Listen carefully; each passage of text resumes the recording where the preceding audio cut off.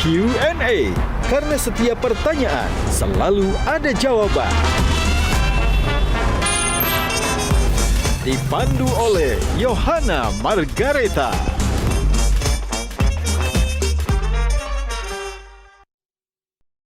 Dipersembahkan oleh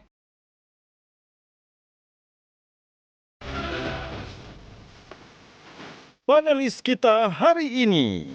Dari semua ajaran Papa yang Papa ajarin aku, penyesalan terbesar di hidup Papa. Sekuat apa ya seorang Adri Subono dari air mata darah tapi nggak mau berhenti. Kerugian-kerugian yang jumlahnya nggak main-main. Gitu. Value apa sih, Om Adi, yang ingin disampaikan seorang promotor melalui festivalnya?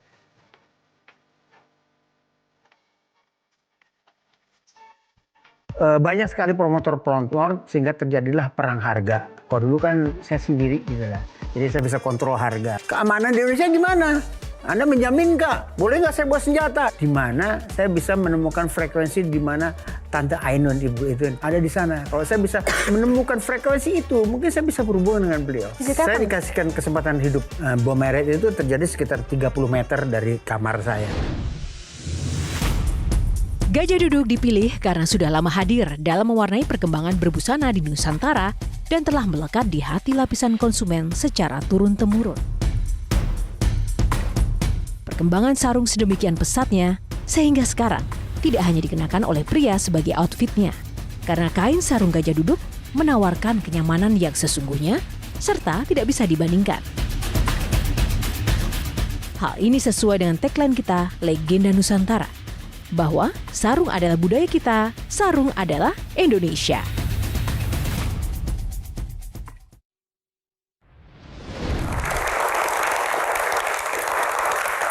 Halo pemirsa, apa kabar? Jumpa lagi bersama saya Yohana Margareta dalam program paling spesial Metro TV Q&A, karena setiap pertanyaan selalu ada jawaban. Terima kasih kepada pemirsa yang sudah setia menonton Q&A dimanapun Anda berada. Dan terima kasih juga untuk para penonton yang sudah hadir di studio kali ini. Mahasiswa dari Jakarta, terima kasih teman-teman. Dan selain Anda pemirsa yang istimewa dan juga para penonton yang luar biasa, bintang tamu malam hari ini juga sangat spesial. Ia adalah sosok legend di dunia konser musik dan ia seorang promotor musik Indonesia yang pertama kali berhasil membawa musisi-musisi papan atas dunia untuk konser di Indonesia di era tahun 90-an hingga 2000-an. Nah, kita mau ulik-ulik cerita master konser legenda satu ini. Namun kita akan saksikan dulu tayangan yang satu ini.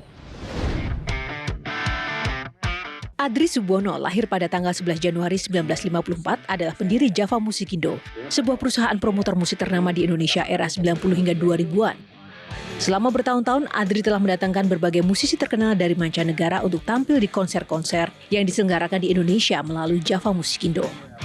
Banyak bintang papan atas dunia seperti Mariah Carey, Maroon 5 hingga Shah Rukh Khan berhasil ia datangkan ke Indonesia. Adri Subono adalah keponakan dari Presiden Republik Indonesia ketiga B.J. Habibie.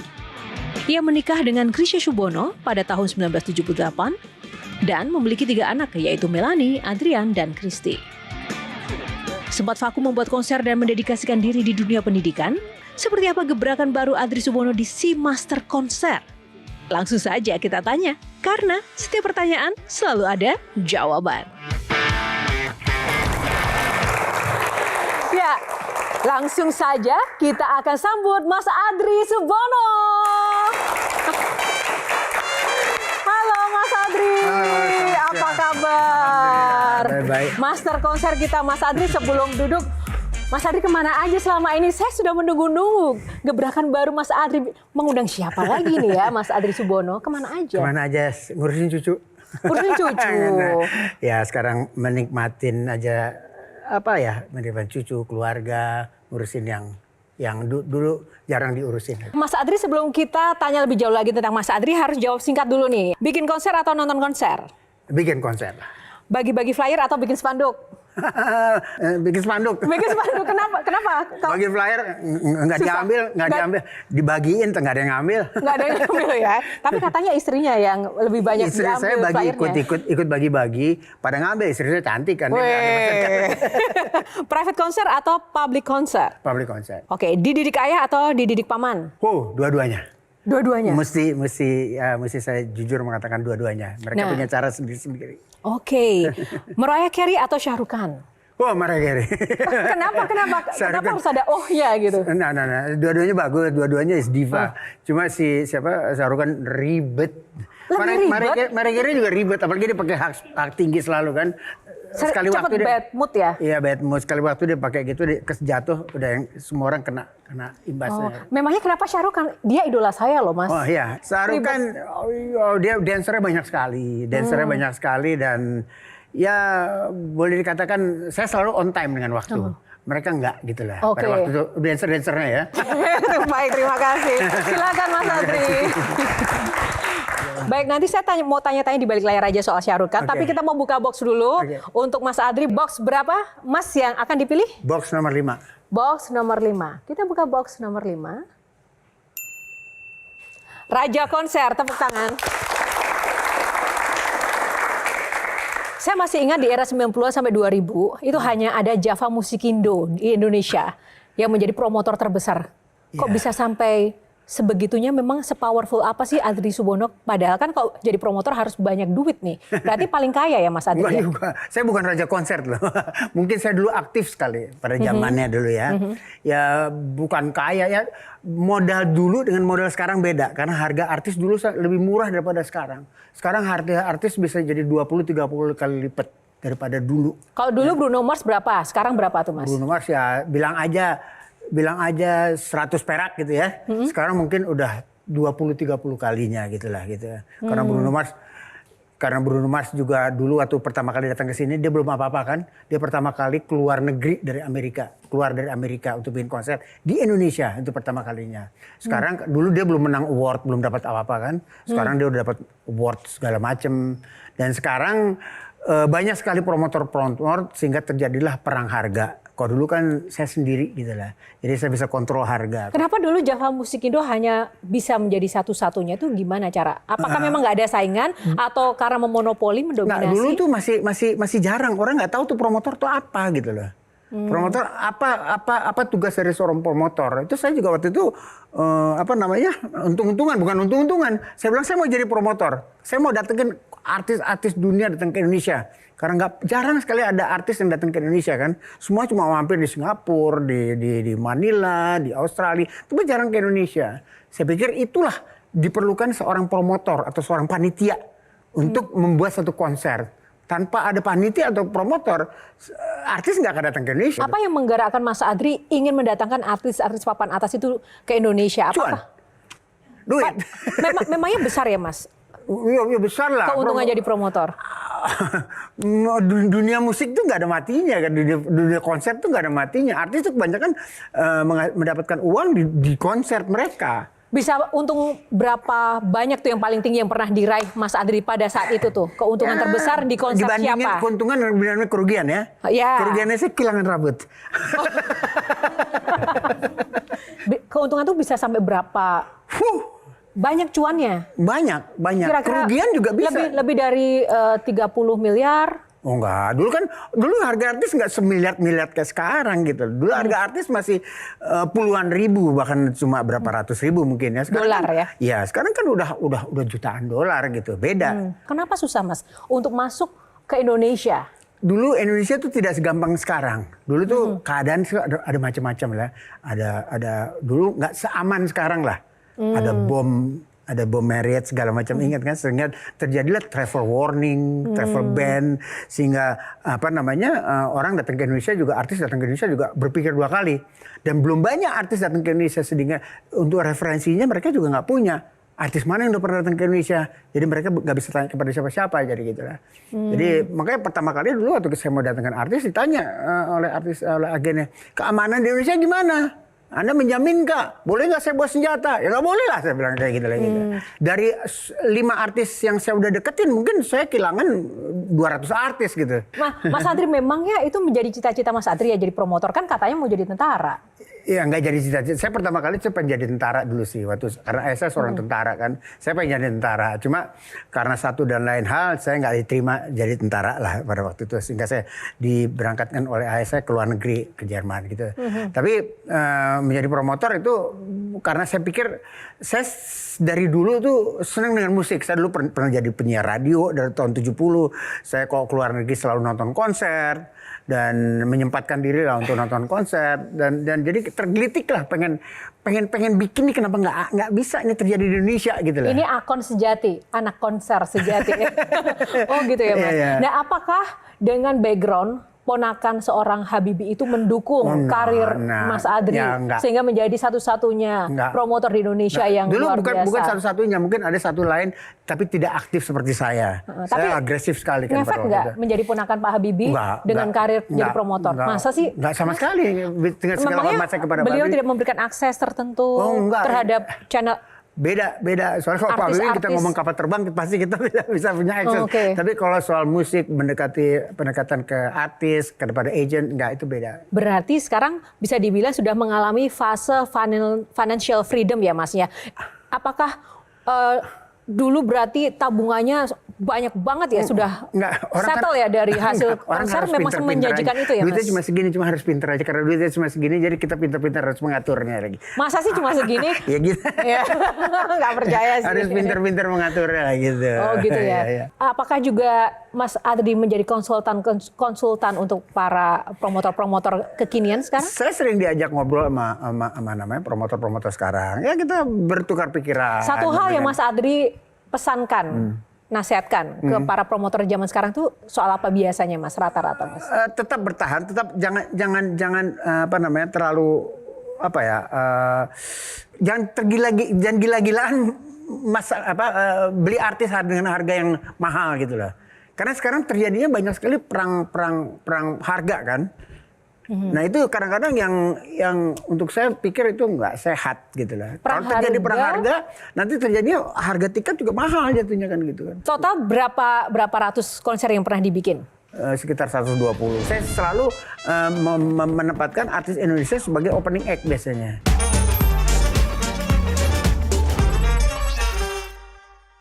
Dipersembahkan oleh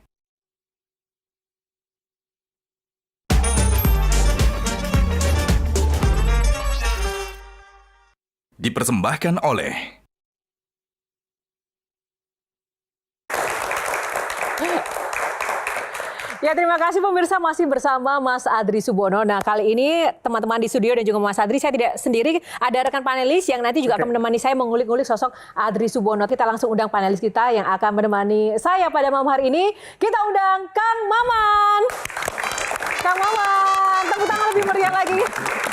Salam pelontos. Teman pelontos ya. Sindu Alvito, Mas Sindu. Dan panelis ketiga kita yang malam hari ini, Melanie Subono. Salim dulu sama Papa. Tapi tahu nggak kalau Kak Mel mau datang? Nggak tahu. Nggak tahu. Kak Mel juga nggak bilang ya? Mobil Papa dulu, aku duduk di bawah itu pelang ATM gitu. Oh gitu ya? Oke. Tepuk tangan untuk para panelis. Saya ke Kak Mel dulu. Tapi ini saya nggak mau yang biasa-biasa ya Kak Mel. Sama Hidup Sama Ayah, ada nggak pertanyaan yang sebelumnya nggak pernah ditanyakan? Apakah itu? Silahkan ditanyakan. Dalam malam ini. apa aja? Apa saja? Nggak ada deh. Tapi aku masih boleh nebeng pulang kan? Ada nggak dari semua ajaran Papa yang Papa ajarin aku, Papa belajar dari keluarga, penyesalan terbesar di hidup Papa? Yang you wish Papa nggak lakuin? Ya, penyesalan adalah kurang memperhatikan anak. Itu aja yang sampai sekarang itu kadang-kadang, kenapa dulu saya begini ya, kenapa dulu saya begini ya, kenapa saya dulu kayak begini ya, kenapa saya dulu marahin anak kayak begini. Itu yang sampai sekarang yang kayaknya nggak bisa dibalikin lagi gitu loh. Saya tuh orangnya sangat perasa sekali gitu loh. Memang ada efek dari itu yang Mas Adri rasakan? Ya ada, walaupun sebetulnya mungkin orang lain nggak mikirin, tapi untuk saya kepikiran. Saya bikin nangis cucu aja satu kali waktu saya udah kepikiran terus kenapa saya bikin gitu. Emang segalak itu ya Mas Adri? Nggak segalak, cuma kadang-kadang saya punya peraturan gitu. Peraturan itu harus dilakukan gitu lah. Kalau nggak dilakukan ya itu ntar ya pokoknya itu peraturan orang tua gitu. Baik, ini pembukaan yang luar biasa, namun kita sejenak kembali ke musik lagi ya. Nah, kita ke Kang Maman dulu. Sudah berapa lama mengenal Mas Adri Subono dan apa yang sampai sekarang bikin Kang Maman penasaran? 1995 konser pertama Saigon Kick Saigon Kick yang katanya dulu susah penontonnya ya Mas di ya? Plenary. Di Plenary Hall. Liputan pertama karena saya di majalah musik waktu itu. Kemudian Jakarta Pop Alternatif 96. Dua-duanya nggak ada untungnya. Kenapa itu? Lalu Adri Subono bilang, emang modalnya air mata darah kalau mau ada di dunia ini. Kita pikir selesai tuh, tapi ternyata malah lanjut terus. Nah, sekuat apa ya seorang Adri Subono dari air mata darah tapi nggak mau berhenti, malah makin dan terus sampai di konser yang luar biasa Sarukan itu. Itu yang saya lihat kekuatan untuk menghadapi kerugian-kerugian yang jumlahnya nggak main-main. Gitu. Ya. Sekuat apa Mas Adri sih? Masih kuat dulu. Masih kuat dulu. Dulu masih kuat. Karena saya bilang kembali lagi harga itu tidak semua seperti sekarang. Iya, tapi Kalau kan udah sekarang saya nggak bakal berkali-kali kuat. mengeluarkan air mata darah dan ada juga kegagalan. Kenapa nggak kapok, nggak rugi? Kegagalan kita harus learning by doing. Pasti kegagalan karena nggak ada, kita bisa belajar di mana bikin konser. Nggak ada gurunya. Kenapa masih menganggap dunia promotor dan konser pada saat itu masih menguntungkan padahal juga gagal dan rugi? Artis itu selalu ada dan selalu bikin konser. Dan pastinya kalau artis itu selalu bisa bikin keuntungan, datang ke Indonesia pasti mereka juga mau menemui fansnya dan pastinya si promotor juga pasti dapat keuntungan. Tapi kita harus belajar dulu gimana caranya kan. Dulu waktu pertama kali belajarnya saya salah. Pertama kali kesalahan saya bikin band rock itu di Plenary Hall. Ya, orang bilang keder masuk situ kan. Jadi rada kok begini-gini masuknya ke Plenary Hall. Ngitung-ngitungnya masih salah segala macam kan. Itu lalu bikin di Pop Alternative Festival juga salah itu karena ya kesalahan-kesalahan kecil yang sekarang udah kita nggak buat kesalahan lagi dengan itu. Mas Indu setuju dengan itu? Iya. Nah, konser yang atau festival yang dibuat Om Adri ini itu punya kayak legacy tersendiri gitu dan kayak kita ngomongin Jakarta Pop Jakarta Alternative Festival gitu ya. Itu kan sampai sekarang dirayakan gitu ya, kayak Foo Fighters kesini, ada Sonic Youth. Nah ini sebenarnya yang menarik adalah value apa sih Om Adri yang ingin disampaikan seorang promotor melalui festivalnya? Karena saya malah justru percaya bukan hanya cuan sebenarnya, tapi ada misi tersendiri juga gitu, ada idealisme tersendiri yang ingin disampaikan gitu lewat festival-festival Om Adri. Dulu tuh Indonesia nggak pernah dilihat sama artis loh, nggak tahu. Nggak mau main di mana di Indonesia, mereka tuh reluctant nggak mau gitu main di Indonesia. Tapi dengan ada beberapa artis yang saya datangkan, mereka jadi akan mau datang ke Indonesia. Itu menjadi promosi tersendiri kan. Dengan adanya konser yang bagus, aman dan sukses, itu kan menjadi promosi sendiri. Artis itu akan tanya kepada artis yang lain, gimana Indonesia? Oke nggak? Bisa nggak kita main di situ? Karena Indonesia selalu dilompatin. Artis datang dari Singapura, terbangin ke Australia. Di tengah-tengah kan Indonesia. Sebenarnya mereka bisa datang ke Indonesia juga kan? Itu yang saya pengen tarik semua ke Indonesia. Kita ada di Perth ada festival, di Jepang ada festival. Di semua negara ada festival, di Indonesia nggak ada pada waktu itu, benar-benar nggak ada. Saya rasa saya salah satu yang pertama bikin festival musik itu ya, Pop Alternative Festival itu kan.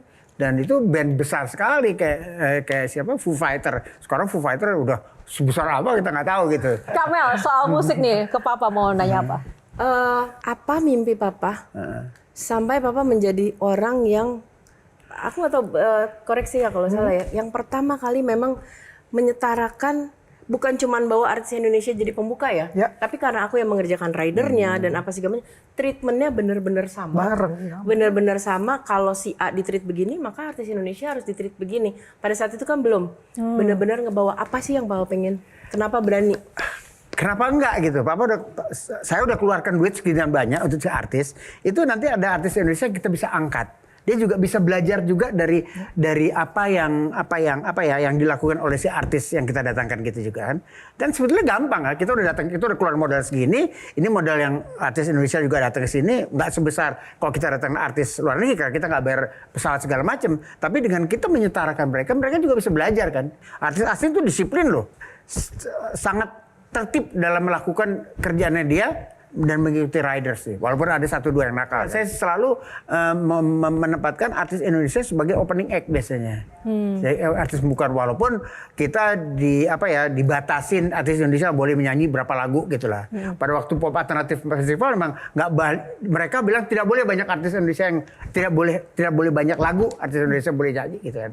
Nah, tapi yang penting harus ada Indonesia di panggung gitu ya. Kamar saya, meja tulis itu saya menghadap ke jendela sehingga saya bisa lihat apa yang terjadi. Jadi waktu bom merek itu kebetulan saya lagi sakit asam urat.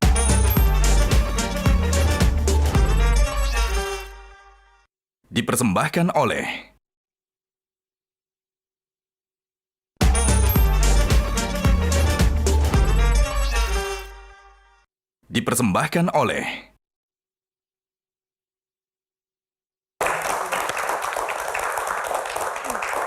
Ya, masih bersama Mas Adri Subono dan para panelis yang luar biasa di Q&A. Kita next box dulu, nomor berapa? Saya pilih nomor 7. Box nomor 7 kita buka. Dari Raja Konser kita masuk ke Family Time.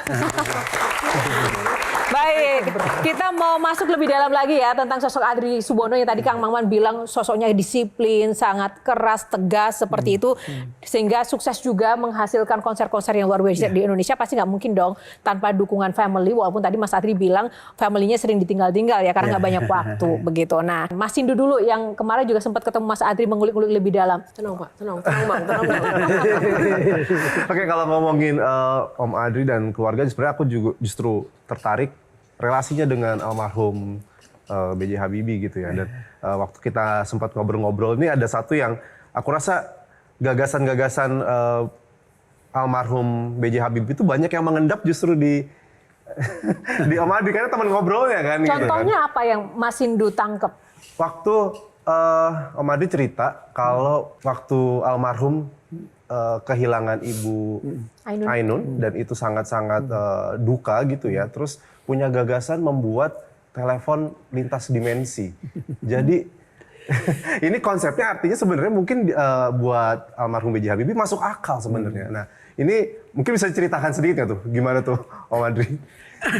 Jadi seberapa pengaruh value dari Pak Habibie ke ponakannya yang satu ini? Saya dekat sama beliau. Saya tinggal dulu di Jerman selama 7 tahun di satu rumah ya, di rumah yang kecil di flat waktu itu awalnya rumah kecil dan sangat-sangat dekat. Saya belajar banyak sekali dari beliau karena beliau itu cara mengajarinya beda dengan cara mengajari ayah saya. Ya, jadi cara berpikirnya saya dipengaruhi oleh beliau dengan cara berpikirnya. Berpikir itu beliau itu sangat tegas ya, nggak neko-neko dan sangat disiplin. Nah dulu itu ketika ibu meninggal itu bapak kan terguncang ya? Terguncang, sangat terguncang sampai dia bilang, Adri, kamu tahu kan berapa tahun yang lalu nggak mungkin terjadi seperti sekarang. Sekarang saya lagi dari sini, lalu ada orang di WC di New York. Kita bisa teleponan tanpa ada kabel. Itu dulu kita nggak mikir nggak mungkin bisa terjadi. Apalagi sekarang sudah kita bisa melihat dengan secara visual ya. Yang saya pengen cari ada satu frekuensi di mana saya bisa menemukan frekuensi di mana Tante Ainun, ibu itu saya sebut Tante Ainun ada di sana. Kalau saya bisa menemukan frekuensi itu, mungkin saya bisa berhubungan dengan beliau. Saya kan nggak ngerti gitu. Saya ya mantuk-mantuk aja gitu. Tapi itu bukan tidak mungkin. Kalau Pak Habibie kan beliau kan benar-benar background-nya kan teknologi, dunia pendidikan yang sangat kental begitu. Nah, melihat ponakannya ini masuk ke dunia konser musik, beliau mendukung nggak? Dia dukung apapun juga selama dia pikir yang penting tuh ini dan ini. Pernah ikut nonton konsernya Mas Adri? Iya, pernah nonton sekali konser. Apa komentarnya Pak Habibie? Dia nonton Bruno Mars pada dulu itu. Tahun berapa Mas? Tahun berapa ya? 2012 kalau nggak salah ya. Bruno Mars. Habis itu dia pulang kapok deh. Kenapa? Suaranya kenceng banget deh sini. Kalau begitu siapa yang paling berperan dalam hidup Mas Adri? Saya dididik oleh ibu saya sampai saya umur 16 tahun. setelah 16 tahun sampai beliau meninggal, Pak Habibie meninggal, saya dididik oleh beliau. Jadi mungkin lebih lama saya dididik oleh Pak Habibie daripada ayah ibu saya. Karena saya tinggal di Jerman pada waktu setelah itu kan. Jadi dua-duanya berpengaruh. Saya dididik ibu saya secara agama. Ayah ibu saya tuh haji dan agamanya sangat kuat sekali. Ayah saya sangat disiplin sekali sebagai seorang militer. Ya dulu kalau saya pulang gitu baju itu dilipat cuma segini, mestinya segini gitu ya. Saya ditampiling. Zaman dulu, ini bukan apa, zaman dulu keras kan gitu ya. Tapi terus pokoknya dimarahin secara militer lah gitu lah. Tapi ketika saya datang ke tempat Pak Habibie, kalau saya melakukan kesalahan itu tidak dimarahin, tapi diajak berdiskusi. Kenapa saya bikin kesalahan itu? Nah, sehingga saya tidak akan bikin kesalahan lagi gitu. Contohnya kalau saya taruh gelas di meja, tiba-tiba gelas itu jatuh kan? Bukannya saya dijewer, tapi ditanya, kenapa itu gelas bisa jatuh? Karena kamu taruhnya di pinggir. Mestinya kamu taruh di sini. Jadi diajak diskusi dan solusinya Sabar bisa sekali gitu. ya. Sabar, kadang-kadang Teman-teman saya jadi semuanya nggak sabar nggak seperti itu? Tapi Kamel, Aku nanya duluan boleh, nggak bisa. Tadi aku udah ngajak sweet di belakang. Ada apa Jadi ini? aku datang dengan sebuah pertanyaan, emang mau menanyakan itu. Oke, jangan rebutan berarti. Ini hak prerogatif Kamel sebagai Yaudah, anaknya Mas nggak jadi Adri sweet. nih, Kang Maman ngalah dulu. Mohon maaf. Ya, karena aku personally kan tahu Papa as a person kan di rumah dan segala macam. Ada beberapa cobaan di hidup pasti yang dialamin, tapi Papa benar-benar ada perubahan di Papa setelah mengalami nyaris nggak ada di Bom Marriott. Oh ya. Karena waktu itu aku lagi di luar negeri pula, ngelihat di berita tiba-tiba ada jendela yang hordennya aku kenal, itu horden kamar kerja Papa, dan nggak ada orang yang bisa aku hubungin gitu, dan memang aku tahu Bom Marriott itu pengaruhnya gede banget buat Papa. Apa nilai-nilai yang Papa dapat setelah kejadian itu? Iya, Mas Adri boleh Saya diceritakan? dikasihkan kesempatan hidup oleh Yang Maha Kuasa. Jadi pada waktu Bom Marriott itu, kantor saya itu lantai 2 di samping hotel Marriott. Bom Marriott itu terjadi sekitar 30 meter dari kamar saya. Kamar saya, meja tulis itu saya menghadap ke jendela sehingga saya bisa lihat apa yang terjadi. Jadi waktu Bom Marriott itu, kebetulan saya lagi sakit asam urat sih. Jadi saya minum banyak. Jadi beberapa kali saya mesti ke kamar kecil. Satu waktu ketika saya ke kamar kecil, saya masuk lagi ke dalam kantor itu terjadi ledakan, bam! Dan begitu saya lihat itu gelap semuanya. Begitu saya lihat kamar saya itu, meja saya hancur berantakan. Itu kaca-kaca dari mana? Dari jendela itu mungkin menimpa sekitar 6 meter dari jendela. Sehingga kalau saya ada di situ, pastinya saya udah nggak ada.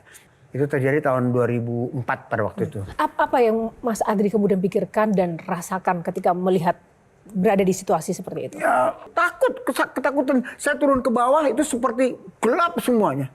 Gelap semua. Saya keluar itu banyak orang yang berkumpul di luar. Kita cari minum.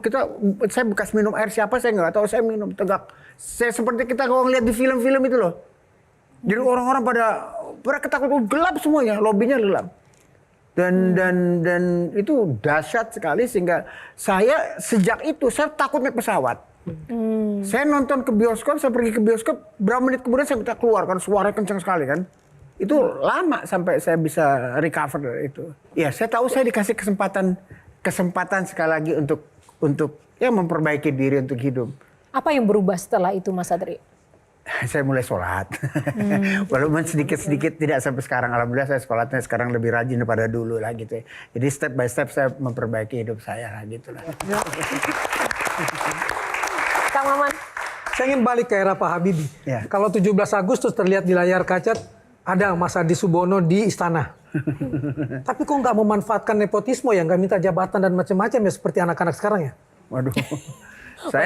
Saya justru pada waktu bapak jadi presiden, saya malah absen kerja, malah konser saya batalin sendiri. Ricky Martin, pada waktu saya batalin Ricky Martin loh. Nah itu dia. Karena banyak demo segala macam. Aduh, kok nggak enak kok bikin kayak Ricky Martin, tahu kan? Iya tahu. Ya, itu padahal tiket udah sold out. Tapi ya nggak enak rasanya, terus saya batalin aja lah. Jadi menjadi ponakan Pak Habibie itu suatu keuntungan atau beban? Oh iya pasti ada, pasti ya bangga lah saya menjadi seorang keponakan dari seorang B.J. Habibie ya. Kak Mel Apa tuh? juga kan menjadi bagian dari keluarga Habibie kan pasti banyak privilege, tapi juga saya lihat tidak menggunakan privilege itu ya. Aku malah kanan kiri ya dikaitkan dengan keluarga Habibie, punya nama besar Subono, bangga dan beban. Karena sampai hari ini apapun yang saya kerjakan, yang gak ada hubungan sama industri pesawat atau musik deh, aku mau bikin jadi pengusaha tumbler gitu. Berhasil, tetap orang akan ngomong, ya iyalah lu anaknya ini, lu cucunya ini, tetap. Dan papa mungkin karena diajarin sama Eyang, aku juga tidak boleh menggunakan gini. Mendapatkan kemudahan karena punya nama itu pasti. Banggalah, Menyalahgunakan. tapi jangan salah gunain. Sebelum kita break, komentar dari sang papa melihat putrinya seperti itu gimana? Saya cuma berdoa aja, berdoa semoga apa yang dilakukan itu sesuai dengan apa yang mesti dilakukan gitu lah. Saya juga bilang hati-hati Mel, dan semua harus dengan data kalau melakukan sesuatu. Jadi deg-degan sih. Deg-degan. Muka saya boleh begini tapi kalau urusan dia sih deg-degan. Beliau selalu mengatakan, saya kan cuma lulusan ini. Tapi jujur nih Om Adri, sudah berapa anak yang Om Adri sekolahkan dan biayai?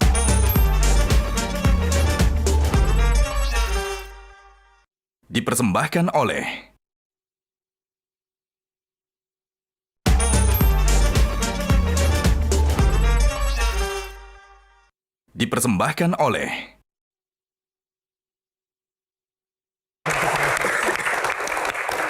Ya, kembali di Q&A. Kali ini untuk segmen yang akan kita ikuti sama-sama di segmen terakhir ini adalah sebuah permainan. Nah, saya mau membagi 2 tim. Silakan untuk Kang Maman berdiri dan juga bergabung bersama Mas Adri. Waduh.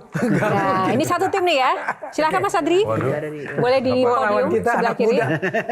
Kolonial milenial banget. Oke, karena ini ada kemiripan ya Kang Maman dan juga Mas Adri. Kita kasih nama timnya Upin Ipin kali ya. Oke, Mas Indro dengan Kamel satu tim. Nah, ini karena rambutnya panjang gondrong semua ya. Ya udah tim gondrong lah ya. Oke. Nah, nanti akan ada gambar emoticon, silakan ditebak judul lagunya apa. Judul lagu dan penyanyinya apa. Yang akan menjawab silakan pencet bel. Pencet bel dulu baru menjawab. Sudah siap? Coba dulu mungkin Mas Indro Kamel. Oke. Kita mulai tim Upin Ipin dan tim Gondrong. Gambar pertama, siapa mau jawab? Oke, tim Gondrong. Apa nih? Judul lagu dan penyanyinya? Kalau dari emojinya sih ini kayak video klipnya The Lazy Song ya Bruno Mars ya. Salah ya kayaknya. Apa judul lagu? Judul lagu? The Lazy Song. Lazy Song, salah. Bukan, ada pasti kata monkey-nya nih. Nah, apa? Dancing, apa monkey gitu ya? Dancing monkey. Oke, nyaris gak apa-apa deh, dance monkey. Gak boleh dong, gak boleh. Apa namanya? Kita play dulu musiknya. Nah, ya, oke, tepuk tangan untuk Kang Mama.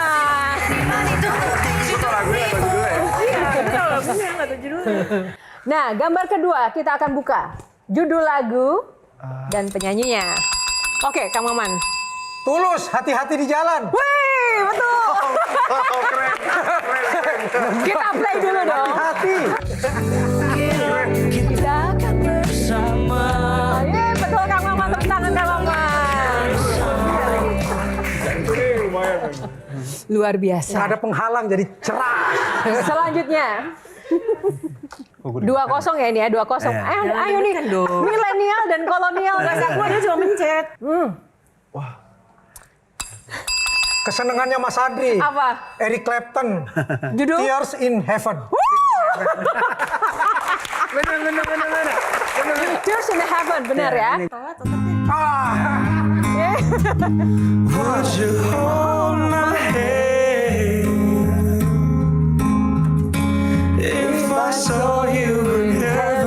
Tepuk tangan. Idolanya beliau. Benar ya? Selanjutnya. Oke. Stop and stop. Silakan Kang Maman. Sampai batas waktu. Ade Govinda Fadli. Salah? Masih salah?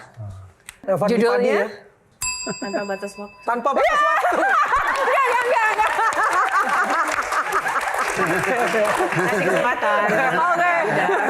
Berarti 3-3 Tiga setengah. Oke, kita mulai. Merindu, ku yakin kau tahu, tanpa batas waktu. Oke. Terima kasih. Silakan kembali ke tempat masing-masing.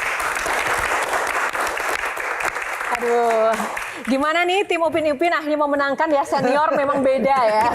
Kita ngalah tadi. Oh enggak, alasan orang kalah biasa kayak gitu. Oke Mas, kita langsung buka box nomor berapa ya? Box kali ini? Nomor 2. Oke, box nomor 2. Kita buka box nomor 2. Lifestyle. Tepuk tangan dong. Nah, kita mau bicara lifestyle Mas Adri Subono ya. Mas Adri, dulu saya kenal Mas Adri itu rambutnya gondrong, ya memang agak botak begitu ya. Nah, sekarang gimana nih? Kenapa nggak gondrong lagi, Mas? Nggak ada modalnya. Kan katanya sempat mau tanam rambut tapi gagal ya, Mas? Ya, benar nggak? Saya dulu waktu masih muda rambut saya segini kan. Panjangnya sepanggul. Terus lama-lama rontok atasnya. Lalu pada tahun 96, waktu itu teknologi baru ada katanya untuk bisa menanam rambut kan. Jadi saya pergi ke Jerman. Di Jerman itu saya dioperasi katanya. Jadi saya dibius di sini dengan 15 kali suntikan di leher saya. Di sini suntikannya, lalu kepala saya dari ujung kuping sini kiri ke ujung kanan itu seperti digergaji gitu loh. Oh. Terus diambil rambutnya, ditaruh di atas meja. Itu rambut rupanya akarnya baunya putih tuh ya. Ditaruh di atas meja, lalu di sini dibor di kepala sebanyak, pakai laser ya, sebanyak 2.500 rambut. Saya mau nanamin 2.500 rambut pada waktu itu. Dari sini habis itu rambut yang di bawah itu ditanamin satu-satu di sini. Nah, bahwa dia tanamnya 100 atau 200 atau 500 kita nggak bisa hitung ya. Siapa yang bisa hitung rambutnya berapa biji, berapa lembar kan. Jadi terus ditanam, udah habis itu ya hasilnya pada waktu itu, waktu saya pulang ke Indonesia tuh orang kayak abis luka tuh kan kayak borok gitu, kayak merah kan gitu ya. Saya terbang di pesawat tuh kepala saya rada-rada merah. Pada waktu itu zamannya AIDS kan, orang jadi agak menjauh sedikit dari saya.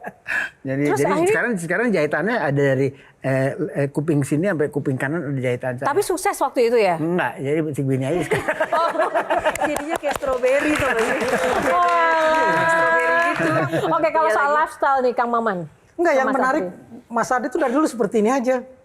Tapi berhasil mendapatkan cinta perempuan tercantik di atas catwalk. Dulu saya gantengan daripada sekarang. Dulu gantengan dan masih punya rambut gitu lah. Ya pada waktu itu saya mendekati lah. Dulu istri saya Pragawati terkenal pada waktu itu, pada zamannya tahun 78. Saya dekatin, ya kebetulan dia mau. Setelah 2 bulan pacaran keburu dia putusin, saya ajak kawin. Dan Hanya 2 bulan. Hanya 2 bulan. Langsung. Dan bisa langgeng seperti sekarang. Alhamdulillah. Nah, resepnya apa Kang? Kita sudah menikah berapa puluh tahun ya, 48 tahun. Tepuk tangan. Apa resepnya Mas Adri? Resepnya ya sebetulnya istri saya lebih banyak mengalah. Kan saya kan orangnya spontan gitu kan ya. Dia lebih banyak ngadu ke yang di atas biasanya. Oh, lebih banyak ngadu yang di atas mengadukan Mas Adri ya? Iya, kadang-kadang supaya dia tahan mungkin. Wow, hidup perempuan. Kamel, lifestyle-nya Papa nih. Ceritakan aja kali ya. Emang Papa lifestyle-nya itu lagi suka-suka menikmati hidup nih gitu. Tapi jarang aku ngelihat orang tua di usia Papa, dari orang tua teman-teman aku, yang setiap pagi kita di grup WhatsApp itu sekitar jam berapa udah dapat mulai jalan sekian, jam 8-nya kita dapat report berapa ribu langkah. Iya dapat itu.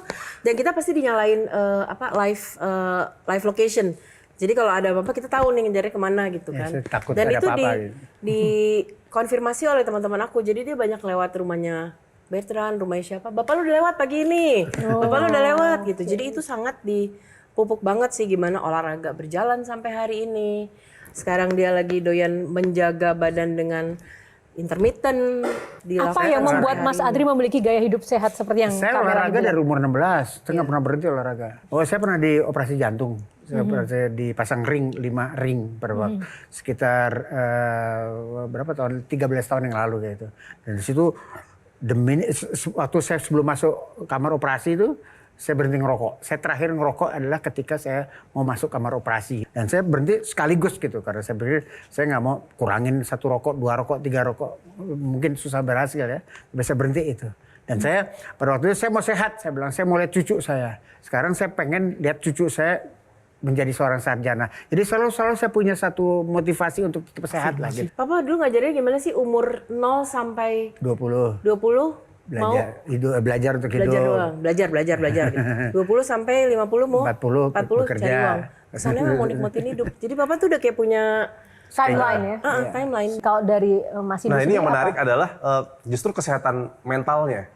Kalau promotor itu kan ya biasa ada yang nggak laku, ada yang laku, deg-degan juga ini besok hujan atau gimana, tiket belum laku. Nah itu gimana sih Om Adri menjaga ya untuk terus stabil secara mental gitu? Karena ya itu pasti pasti down lah, mungkin nggak laku atau kayak rugi besar terus bangkit lagi. Nah itu gimana tuh Om? Ya kalau ada sesuatu yang terjadi di luar kita punya perkiraan, ya kita harus terima lah, nggak bisa ngelawan juga kan kadang-kadang ya.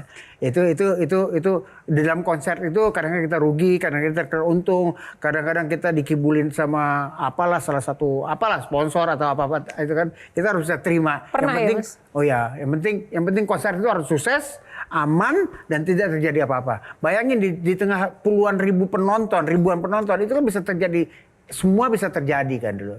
Bahkan ingat dulu tuh kalau saya bikin konser itu datang dulu kepolisian tuh nyariin pakai metal deteksi itu nyariin bom siapa tahu ada bom di tengah-tengah kursi-kursi penonton. Zaman dulu tuh lebih berat daripada sekarang kan nggak ada. Itu kan bikin kita tegang juga, ada polisi bawa dengan anjing segala macam untuk meriksa semua seluruh gedung penonton sampai ke ruang artis segala macam. Itu bikin stres kan. Kalau artis udah kita jualan tiket udah habis-habisan, tiba-tiba artisnya nggak datang kan gimana gondok ya, tiba-tiba tahu-tahu artisnya lagi di Bali. Pernah ada kayak gitu tuh. Nggak mau datang ke Jakarta, udah tekan kontrak, kita udah jual tiket, udah habis tiketnya, tiba-tiba dibatalin diri. Tiba-tiba kita di liburan di Bali. Tapi yang menarik dari Mas Adri itu selain tadi dunia kehidupan lifestyle dan juga konser dan musiknya adalah tentang pendidikan. Yeah. Karena setelah vakum ini kan Mas Adri juga masuk untuk dedikasi ke dunia pendidikan dengan sejumlah sekolah ya. Itu kenapa dunia pendidikan? Apa hubungannya dengan dunia musik tiba-tiba masuk ke dunia pendidikan sih Mas? Sebetulnya saya hanya meneruskan impian dari ibu saya. Jadi ibu saya dulu punya satu sekolah yang luas tanahnya sekitar 1,5 hektar di dekat Tangerang Selatan sini ya. Dan ada sekolah SD, SMP, SMA. Ketika ibu saya meninggal, dia menyerahkan itu kepada anak saya yang laki, karena anak saya laki yang tertua.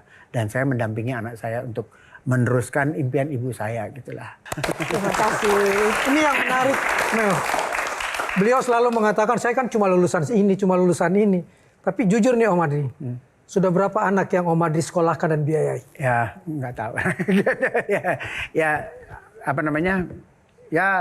Ya gitulah kira-kira. Kenapa Mas Adri? Ini kan sesuatu hal yang menginspirasi ya. Boleh dong dibagikan ceritanya.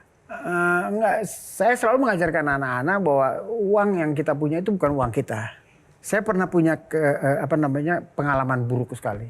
Ketika sekitar tahun 82, saya pulang dari Eropa, saya jalan sampai ke depan rumah, tiba-tiba ada pistol, klak-klak. Ditodong saya. Saya serahkan semuanya, apa yang saya punya, ada uang saya segala macam.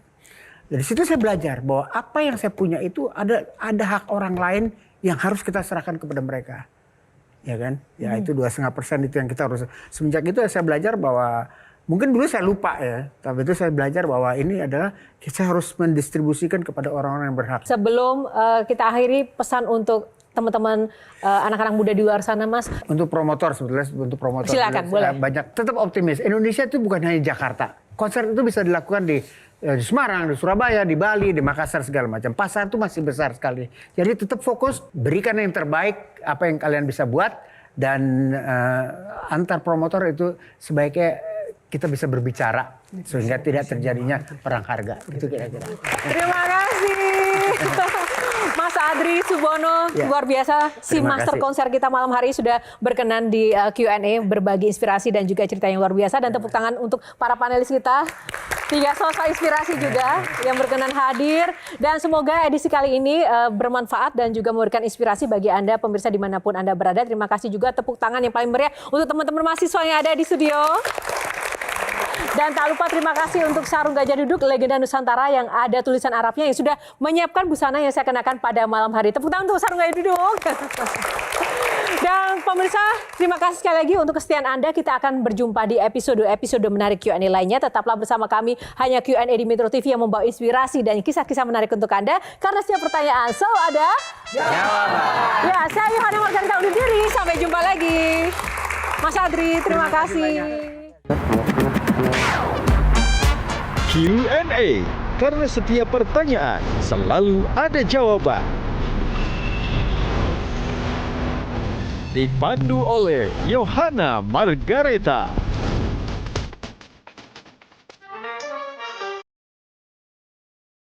Dipersembahkan oleh Jelajahi cara baru mendapatkan informasi. Download Metro TV Extend sekarang.